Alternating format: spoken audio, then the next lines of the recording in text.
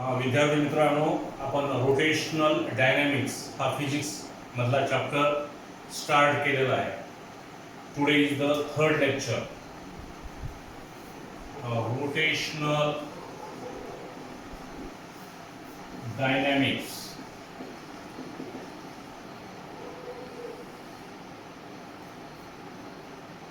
Now, rotational dynamics is the combination of circular motion and rotational motion. What is meant by circular motion? A motion of an object or particle performing the circumference of the circle is called as circular motion. Now, circular motion is of two types. First is the uniform circular motion.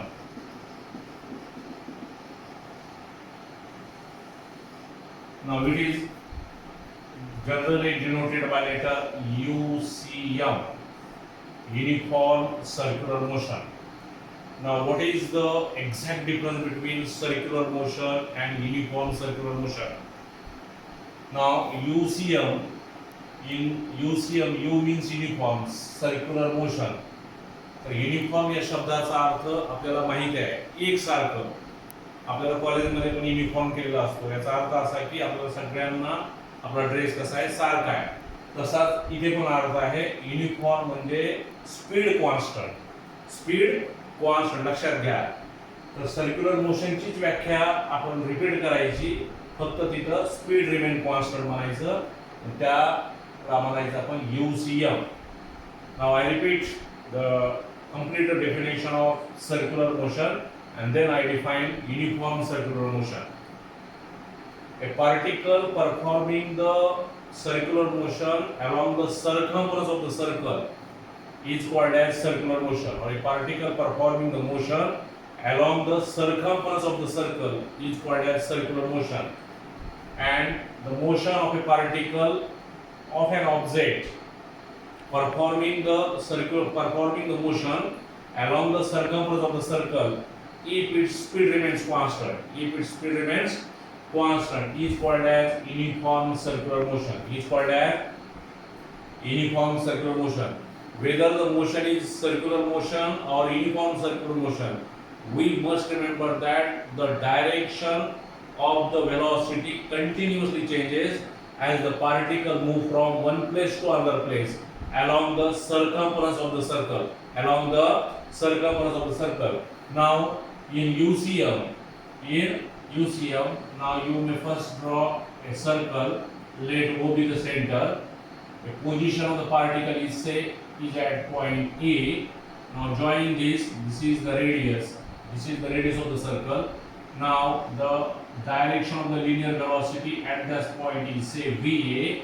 Suppose for a short time of duration, the particle move from A to B. Now here the direction of linear velocity changes. Say it is VB. The position is B.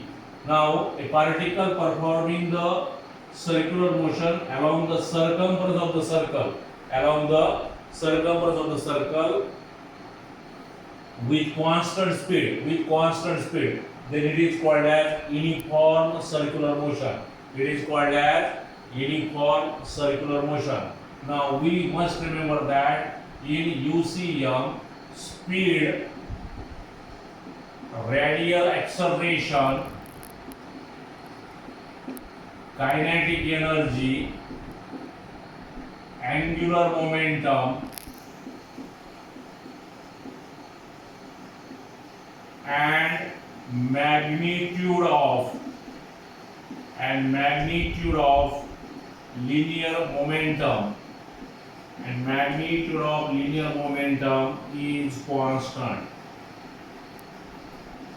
Now in addition of UCM, speed remains constant. For your MCQ purpose, we must remember that if a particle can performing the uniform circular motion, then in uniform circular motion, the speed of the particle, radial acceleration, kinetic energy of a particle, angular momentum, and magnitude of linear momentum is constant. Now, as the particle performing the uniform circular motion, and a particle move from A point and again come to the A point, it complete one revolution. And if the radius of the circle is say r, then this is the circumference. Now, circumference of the circle, if the radius is r, is 2 pi r. And as the particle move from A to A, it can describe the angle. And that angle is 2 pi radian. Now, you may define the time. Now, the time taken by the particle to complete one revolution along the circumference of the circle is called as time period. It is denoted by letter T, and SI unit of time period is second. Now, the number of revolution performed by a particle per second. Is called as frequency, and frequency is generally denoted by letter N or F. Frequency is again defined as, in a simple manner, frequency is the reciprocal of time period. N is equal to 1 by T. We must remember that frequency is the number of revolution performed by particle per second is frequency, or frequency is the reciprocal of time. Now, the SI unit of frequency is hertz or per second, or second raised to -1. Frequency also measured in CPS or RPS. Now, CPS means cycle per second and RPS means revolution per second. CPS means cycle per second and RPS means revolution per second. Now, here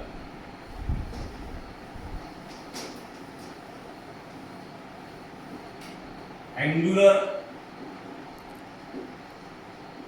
velocity. Now we know that velocity is the angle described by the particle to complete one revolution divided by time. But here the angle described is 2 pi and time is t, and angular velocity is denoted by letter omega. Therefore, we come across a very, very famous relation which is often used in physics. Omega is equal to 2 pi by t. And omega is equal to 2 pi by t. And from this mathematical relation, the SI unit of angular velocity is radian per second. Now, similarly, you may define linear velocity. Now, linear velocity is denoted by letter v, but linear velocity is the distance by time. But here the distance is circumference of the circle. Circumference of the circle divided by time. But the circumference is here 2 pi r and time is t. We must remember that v is equal to 2 pi r by t. This is again a very famous relation for linear velocity. According to a particle performing the circular motion, v is equal to 2 pi r by t, where 2 pi r is the circumference and t is the time, v is the linear velocity. But from this relation, you know that omega is equal to 2 pi by t. Now here 2 pi by t is omega. Therefore, we come across a very famous relation. Now v is equal to 2 pi r by t, but 2 pi by t is omega according to this relation. Therefore, v is equal to omega r, or v is equal to r omega. V is equal to R omega. Say it is equation number first. Now this is the relation between a linear velocity, radius and angular velocity in a magnitude. In magnitude. Now this is the relation between linear velocity and radius or magnitude of radius into angular velocity. Now as we know that velocity is a vector quantity which possesses both magnitude as well as direction. If you want to express this relation in terms of vector notation, now for that you may illustrate a very simple diagram. Now a particle performing the circular motion, okay, now this is the radius, this is the direction of linear velocity v, and this is the direction of angular velocity omega. Okay, now from this diagram you may note the linear velocity in vector notation. V is equal to omega cross r. Omega cross r. Now V is equal to omega cross r. Now the example for uniform circular motion, the motion of a moon around the earth is the uniform circular motion, or the motion of the earth around the sun is the uniform circular motion, or tip of a hand in a clock is also the uniform circular motion. Okay. Now, if a particle can performing the uniform circular motion or circular motion, it must require some force. In absence of force, it is not possible, and that force is called as centripetal force. That force is called as centripetal force. Now, before we come across the concept of centripetal force, we must define another circular motion, that is the non-uniform circular motion. The same concept is there also. In UCM, speed remains constant, and in non-UCM, speed does not remain constant. Speed does not remain constant. This is called as a non-uniform circular motion. The non-uniform circular motion चे example आपल्याला द्यायचं असेल तर मेरी गो ground, किंवा अजून खूप सोपं एक्झाम्पल द्यायचं असेल, आपण जर पाळण्यामध्ये बसलो आणि पाळण्यामध्ये बसल्यानंतर आपण आपला पाळणा वरती चालला तर आपली स्पीड कमी होते, आणि आपला पाळणा वरून खाली येत असेल तर स्पीड वाढते. If the speed changes then such motion is not the UCM but it is non-UCM. Now in UCM, speed remains constant whether you are moving in upward or downward direction. Okay, now this is the non-uniform circular motion. Now for uniform circular motion, some force is to be necessary to perform such type of motion of a object. Now that force is called as centripetal force. That force is called as centripetal force. Now it is generally denoted as FCP. Now CP for centripetal. Okay. Now again I repeat, a particle performing the motion along the circumference of the circle with constant speed is called as uniform circular motion. Now according to Newton's second law of motion, if you apply the force on a particle, it produces the acceleration. Now the acceleration produces by the particle in the direction of force. Now according to Newton's second law of motion, now force is equal to mass into acceleration. Now mathematically here FCP is equal to ma. But you remember that A is equal to V omega. Therefore FCP is equal to m. For A you may substitute V omega. Now V omega, equation number first say here.